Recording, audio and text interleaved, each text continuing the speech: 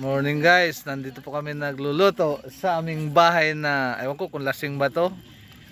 Lasing ang bahay o lasing ang nagbibideo, tagilid eh. Astiga po namin dito, parang gustong sunugin ni Sir Ervin yung kubo namin dito eh.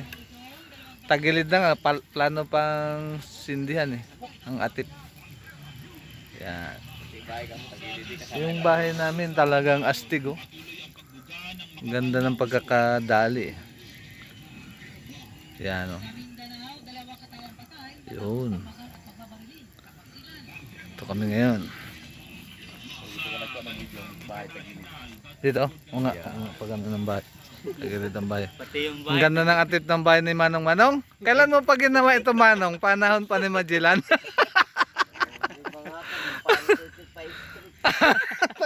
Streetin mo nga Manong, yung haligin yan Manong. Parang pare yung forma ng lutuan mo Manong, pati yung bahay mo. Kilo na yung haligin mo, kilo eh.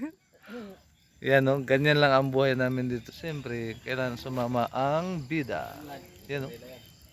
Yan. Yan ang buhay namin dito.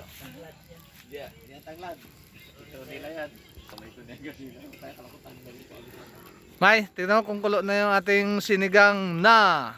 Sinigang. Oo. Naulog yung takip. Yun o. Tamo na, tinulang manok. Tapos may iihawin din kami dito. Sarap talaga ng buhay dito sa bundok eh. Patanaw-tanaw lang. Pasigarilyo-sigarilyo habang nagtingin ng farm ni Manong. Tagal nyo na yan Manong nabili? Tagal na siguro? Hindi na matandaan nga ni Manong eh. Farm yan ng mga buho. Bamboo farm! Habang nagluluto sa magandang kubo, si Baki. Oops, naubo pa oh, habang nagluluto, nagsisigarilyo eh. May apo yung ilalim ng kalan, may apo yung bunganga. Ni Manong. Yan.